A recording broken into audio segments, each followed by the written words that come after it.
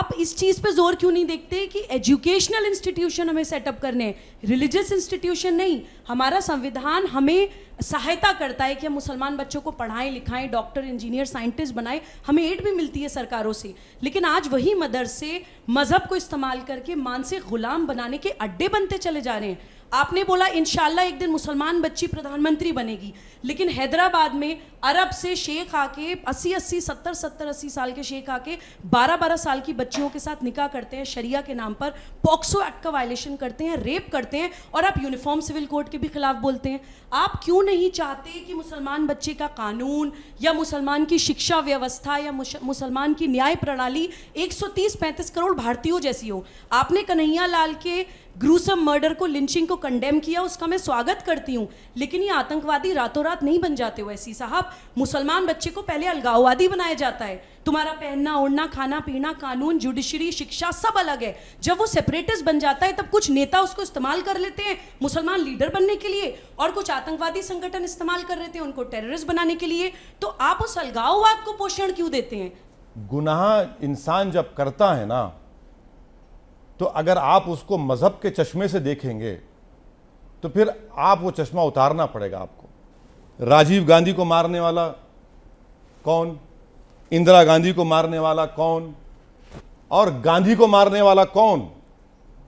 कौन है वो कौन से मदरसे से पढ़ कर आए थे? नंबर 1।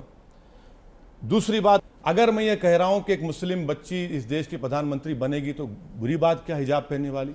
मैडम मुझे ये बताइए, जब लॉ कमीशन ने यह कह दिया कि भारत को यूनिफॉर्म सिविल कोड की जरूरत नहीं है, उन्होंने अपनी रिपोर्ट में कहा है, तो जब लैंग्वेज में यूनिफॉर्मिटी नहीं है, खाने में यूनिफॉर्मिटी नहीं है, रिलीजन में यूनिफॉर्मिटी नहीं है, तो आप यूसीसी की बात करना चाहिए। यूसीसी की अगर आप बात कर रहे हैं मैडम, तो हिंदू अनडिवाइडेड फैमिली के टैक्स रिबेट आपको मिलते, मुझे क्यों नहीं मिलेंगे?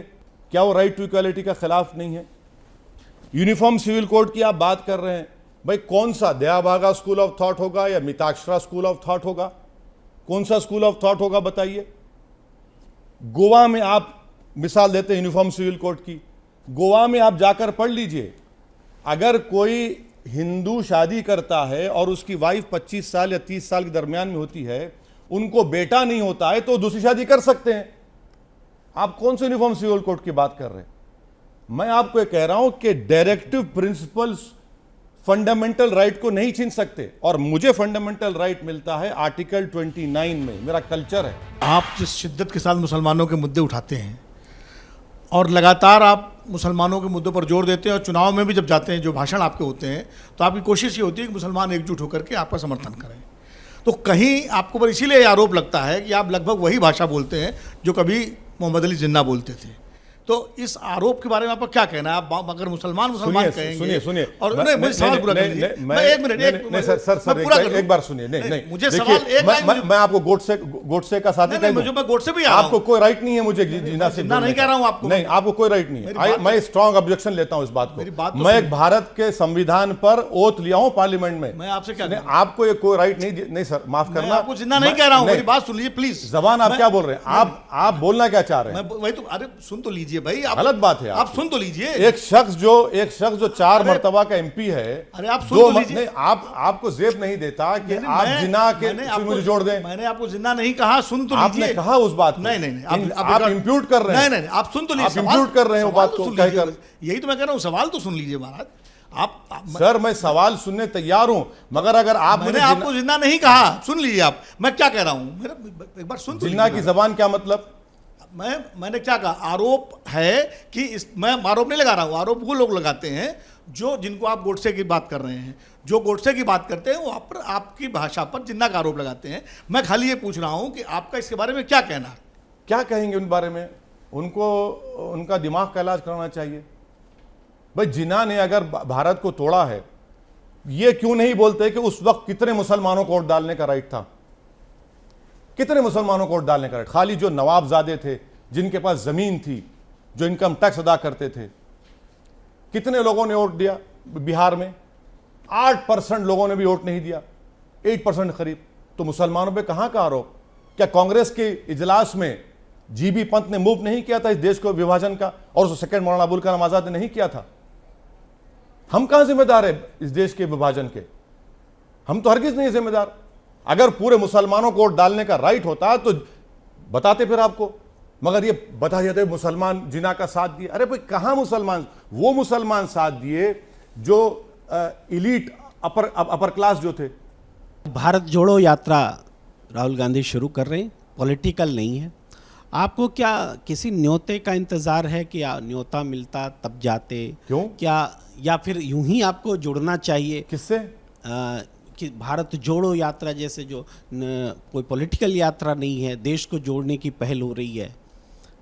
एक बात सुनिए, मेरे को समझ में नहीं आता ये बात कि आपके 200 सांसद थे, आप 40 पे आ गए।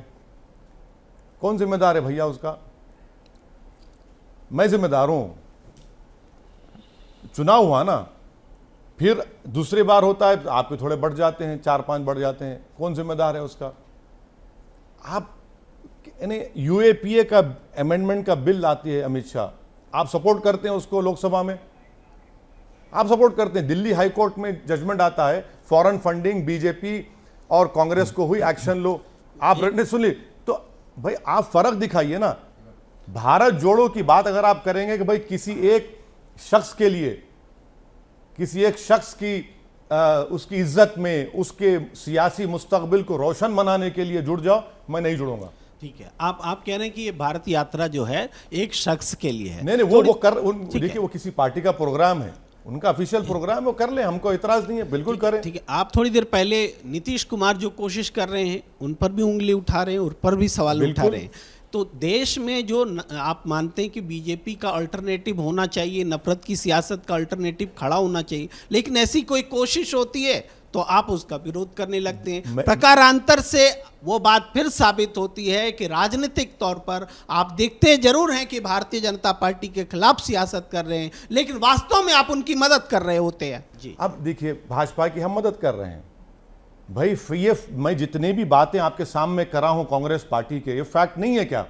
बिल्कुल फैक्ट है ये। फैक्ट तो सवाल भी है। नहीं सुनिए, आप अगर अब ये आपने भाजपा अगर आज सत्ता में है तो क्या कांग्रेस जिम्मेदार नहीं है उसकी? आपकी वजह से तो बीजेपी आई ना।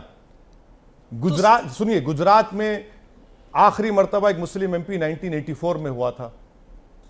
मैं जिम्मेदार हूं उसका, मैं जिम्मेदार हूं उसका। अपना रोल तो बताइए। तो सुनिए, देखिए आपने कहा कि भाजपा आप मिला दिए मेरे को। गुजरात में चुनाव हुआ पिछले मर्तबा, आप हार गए, मैं जिम्मेदार हूं उसका, मुसलमान जिम्मेदार है उसका। मैं इसीलिए कह रहा हूं कि नरेंद्र मोदी को अगर दोबारा 24 में सरकार बनाने से रोकना है, आप चेहरों से मुकाबला मत करिए, भारत के 543 पार्लियामेंट कॉन्स्टिट्यूंसीज में वहां जाइए। आप पर यह आरोप क्यों लगता है कि आप बीजेपी की बी टीम है? अगर मैं हर एक के इल्जाम की फिक्र करना शुरू कर दूंगा तो मैं काम नहीं कर पाऊंगा ना। वो पुकारते रहे, मैं अपना काम करता रहूंगा।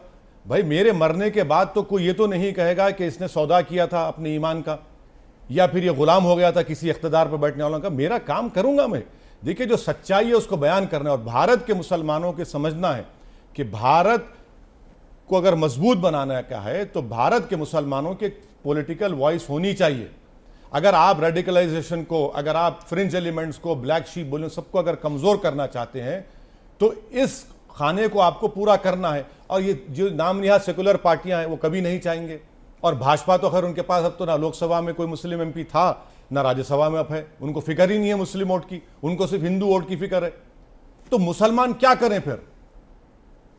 भाई हर एतबार से मुसलमानों का जो आप सोशियो इकोनॉमिक एजुकेशन इंडिकेटर्स हैं आप देख लीजिए, तो इस पर बात नहीं होगी। तो इसका कनेक्शन पॉलिटिकल रिप्रेजेंटेशन से है। ये आरोप आप पर क्यों लगता है? कभी आपने सोचा इस बारे में? मुझे फिक्र नहीं है सर, आरोप लगाना उनका काम है, काम करना मेरा काम है ना। वो सिर्फ आरोप लगा सकते हैं, जमीन पर जाकर काम करना मेरा काम है। मैं फिरता रहूंगा जब तक जिंदा अल्लाह मुझे रखेगा, मेहनत करूंगा, काम करूंगा, अपनी बात को रखूंगा। सच्चाई है, जब मदरसे का सर्वे का उठाया था उस वक्त आपने कहा कि ये अपील गलत कर रहे हैं।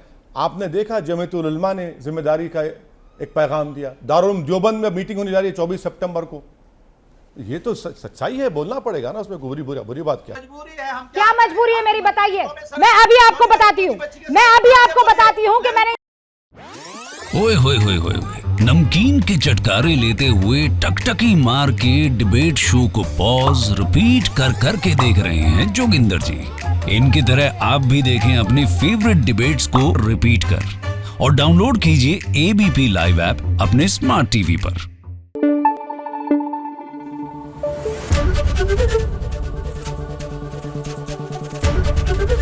एबीपी न्यूज आपको रखे आगे।